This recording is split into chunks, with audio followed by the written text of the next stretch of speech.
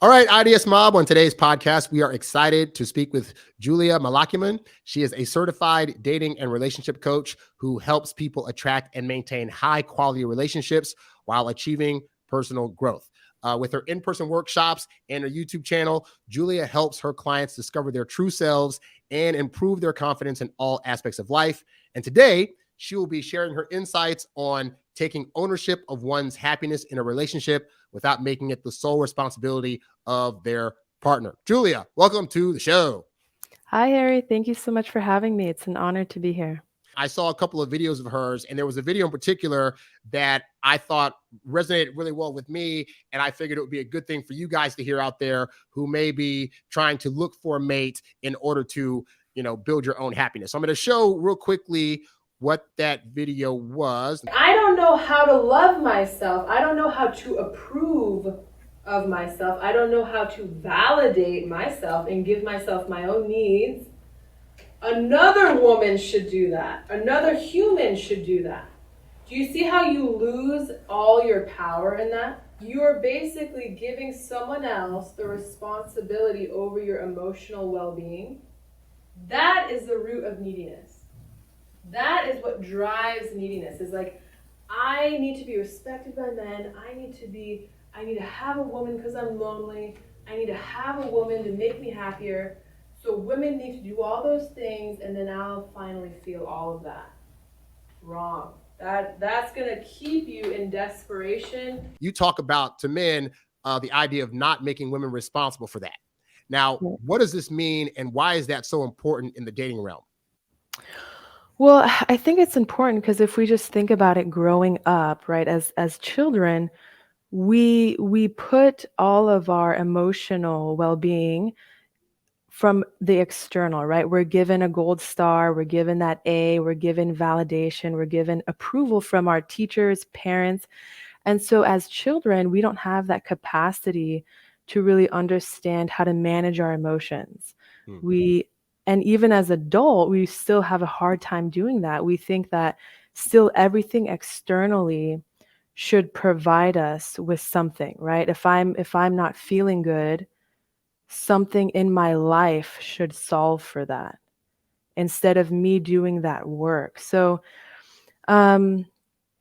the reason I think this is so important, especially in terms of dating, is because you have a lot of really well-intentioned men and women trying to date, but they're thinking that if they just show up a certain way, kind of like how they've been taught, to be just polite and not rock the boat and just be that good person, that people should like them.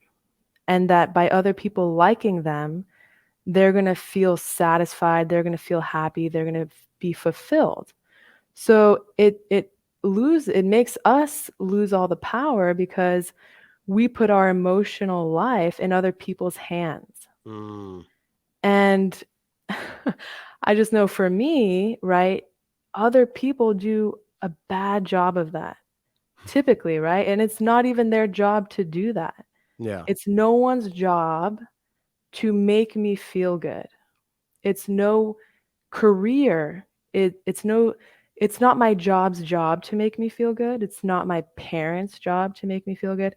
It's my job, especially as an adult, right? I'm an adult. Yes. To work on myself. So that idea that, if women just like me, then I'll feel good.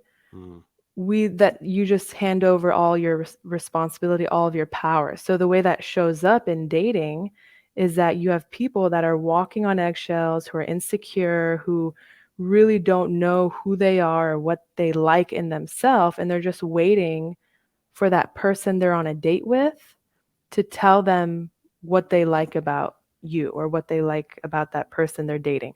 And then when they start ringing that in, then it's like, okay, I can kind of like myself now. You know what I mean? Yeah. I'm curious to know from a woman's perspective. I assume that you can tell when you're with a guy that's like trying to put like all his hopes and dreams on you. So how does that negatively impact as a woman? Like, how does that feel? How does it feel when you're dating a man that you can tell like the things you decide are going to make him happy or upset? Right. Well, I think it's an interesting point you bring up because I mean, women were quite perceptive. So a lot of times we question, if this guy is so into me so quickly, it's like, well, why? He can't get anyone better, or, it's there's a process for dating. You don't just fall head over heels for someone right away. So from a woman's perspective, it just shows that, again, desperation, right? You don't really know too much about me in the beginning as we're dating. So for you to just want to be all in right away, it just shows signs of insecurity. Like, I just got to grasp on to who's ever there. Like, oh, she's like the one woman I was able to get off the dating apps with. Yeah. Okay, now I just have to do everything right. Everything has to be perfect so I can get her.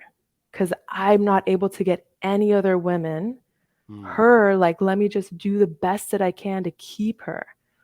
And so that mindset is just very much a scarcity mindset. And it actually does the opposite. It's very repelling. We think it's going to be very attractive to like show her all these compliments and like just be this sweet, kind guy. But it actually does the opposite because you're not even showing up as a guy who has opinions, as a guy who shows the woman how to treat him, because we show people how to treat us by the way we treat ourselves. So if we're confident and if we like ourselves, if we respect ourselves, and we have boundaries for ourselves, then that kind of guides other people on how to interact with us. Right. Makes total sense. Now, how can a guy, what are some signs that a man can start to read that he might be putting a bit too much pressure on the person he's trying to date? Or how can he tell that he may be doing or saying things that is giving her the feel that she's responsible for his happiness? Yeah, so the guys I typically work with, it's not so much the pressure they're putting on women, it's typically the lack of any pressure. It's really passive aggressiveness, or Interesting. the way it'll manifest is like people pleasing. So being very much a people pleaser, or maybe blaming the women, or being passive aggressive. That's typically when we don't get what we want and we think it's because of someone else. That's how it'll manifest, versus saying, no, I'm not, let's say I'm lonely, or let's say I'm sad, what's going on for me mentally that's creating that. It's no one else's fault. And so like when guys are out there and they're dating, you mentioned earlier about like when guys are maybe doing things a bit too fast, that makes the woman start to feel uncomfortable. And for a lot of guys, they're feeling as though, well, I'm not trying to make them feel a certain thing. I'm trying to be authentic, and I'm trying to, just show them that I really, really, really like them. Like in the beginning, a lot of guys they might be applying, like they might be trying to do all the things. And so women are getting a read that he seems to be already obsessed with me. He's relying on me too much, whatever. And guys aren't trying to necessarily give that feel. But like, how is that translating to women? Right. So I think it's coming off again as desperate or needy, or just, I mean, I'd really have to see how that interaction was with those two people dating. But I would say from the guy's perspective, it's really working on him and what are his intentions, right?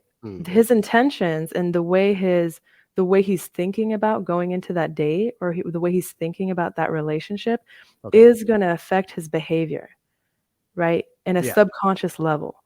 So, so that's kind of where I would be curious to see, right? Is he coming from like, oh, I don't want to lose her? Or is it coming from, I love myself. I like who I am. I like the opinions I have. I know that I have faults, and I know that this woman that I'm dating has faults. But I'm still curious to know more about her. I'm still curious to learn more about all the amazing things that she can offer. And So coming from a place of like curiosity, fascination, interest, is going to bring a much different result than coming from a place of like urgency, because that's one of the biggest things is Right. guys and women, especially as we get older, it's like, we're on the clock. It's like time is running out. I'm getting older. I have goals. I want to have kids. So that sense of urgency, I know when any client that I have says that they're running out of time, I know immediately that that's going to affect the way they're showing up on a date. Not even on the date, but just even in the texting and when they're on the apps. Yeah. It's going to be very rushed and very like contrived. And so that's really kind of where the work begins right there. You's a bad boy, but you can't stop, won't stop. You a high earning, high value, high class man. You a high earning, high value, high class man. You a high earning, high value, high class man. You a high class man. You a high class man. You a high earning, high value, high class